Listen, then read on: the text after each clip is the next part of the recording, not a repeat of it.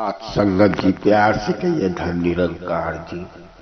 आओ साथ संगत जी सभी लोग मिलकर वीडियो को लाइक सब्सक्राइब कर दो, आने वाला वीडियो मिलता रहे। साथ संगत जी, एक सत्संगी के अंदर सवाल पैदा हो गया कि जो भी होता है हमारे जीवन में पहले से लिखा रहता है।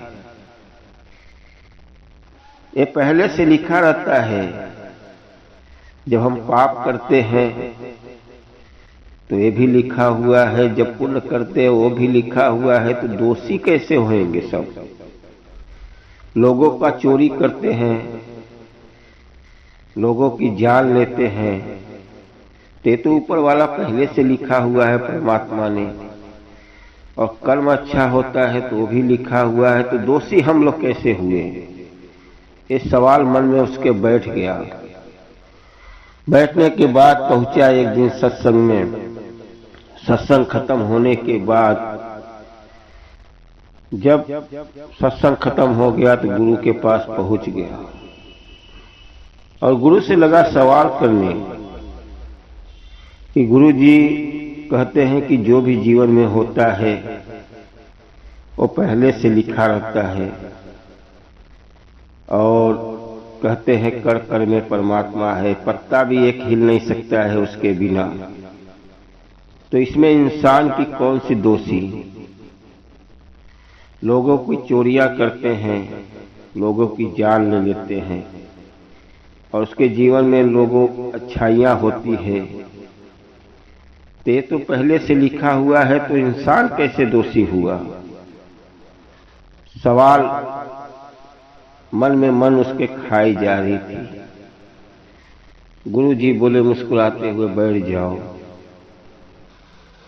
कि देखो, जो कर्म करोगे वो तो उसका फल भोगना पड़ता है। आपके जीवन में जब जन्म होता है तो एक कोरे कागज की तरह होता है। ऐसा मत सोचो कि हम पहले से लिखा हुआ है, जैसा जैसा पाप पुण्य करोगे तब वो लिखा जाता है। जब इंसान का जन्म होता है तो उसका तय किया जाता है कि आपने कैसा अगले जन्म में कर्म किया था। अच्छा कर्म किए थे तो अच्छे घर में जाओगे, बुरा कर्म किए हो तो गधे का जन्म पाओगे, गाय का जन्म पाओगे, नहीं एकदम गरीबी में जन्म पाओगे। जिसका पाप अगले जन्म में खाए रहोगे उसके घर में आओगे, उसका भोगदंड भोगने के लिए। तो एक कोरे कागज की तरह रहता है। आपका जन्म हो गया, आपको परमात्मा ने बोल दिया कि देखो जाना, अच्छा सिमरन करना, अच्छा सत्संग करना, कि आपका 84 से बच जाना। लेकिन यहाँ आने के बाद इंसान फिर वही गलत राह पे जाता है। जैसा जैसा कर्म करते हो वहां पे एक पन्ने पे सब लिखा जाता है। जब आपकी आयु खत्म हो जाती है, मृत्यु हो जाती है, तो फिर वहां पे लेखा जोखा होता है कि भाई जीवन में इसने कौन सा अच्छा कर्म किया है, कौन सा पाप किया है। परमात्मा ने आपको तो सब इंसान का जन्म बनाया है कि आप अच्छा कर्म करो। तो इसमें परमात्मा की दोषी नहीं है कि परमात्मा ने पहले से लिख दिया है, हम जो भी कर रहे हैं उसके बिना हो रहा है।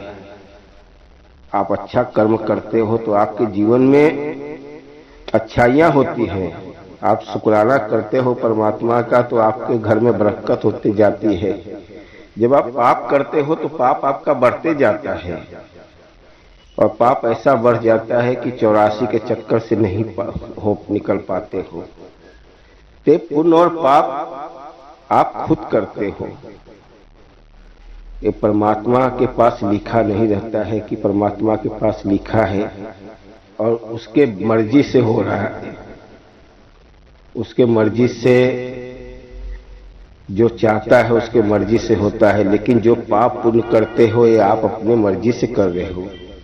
आपको मालूम है कि मैं किसी का चोरी करने जा रहा हूं तो परमात्मा तो देख रहा है, लेकिन आप जानबूझ के उसके घर में चोरी करने जा रहे हैं। फिर चोरी करने के बाद बोलोगे कि ये परमात्मा के पास लिखा हुआ है। आपको मालूम है कि गलत काम करेंगे तो इसका भुगतान तो आज नहीं कल भोगना ही है। इसीलिए इसमें परमात्मा का दोष नहीं है कि वहां पे लिखा हुआ है।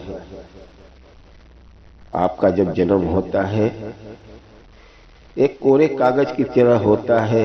अब उसमें आप जीवन को में कैसे उतारते हो, कैसे लोगों के साथ व्यवहार करते हो, वो आपकी ऊपर निर्भर करता है। इसीलिए सत्संग क्यों बोलते हैं, सत्संग में आया करो, सतगुरु का ज्ञान ले लो। ब्रह्म ज्ञान और सतगुरु के जब सत्संग करते हो तो आपको हर चीज का ज्ञान होता है। 84 के चक्कर से भी बचाता है। कुछ जो पापे रहते हैं, जो अच्छा कर्म करने लगते हो तो वो पाप धीरे धीरे खत्म भी हो जाता है। इसीलिए जो भी करोगे वो आपकी ऊपर ही निर्भर है। अभी मेरे ऊपर ही समझ लो, मैं आपको ज्ञान दे दिया हूँ, बोल दिया अच्छा कर्म करो।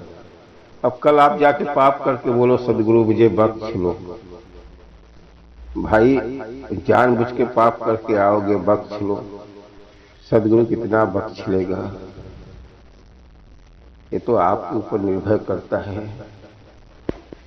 कभी परमात्मा की दोषी मत दो कि परमात्मा के पास लिखा हुआ है, जैसा मैं कर रहा हूँ वो करवा रहा है। आओ साथ संगत जी, जीवन में अच्छा कर्म करो।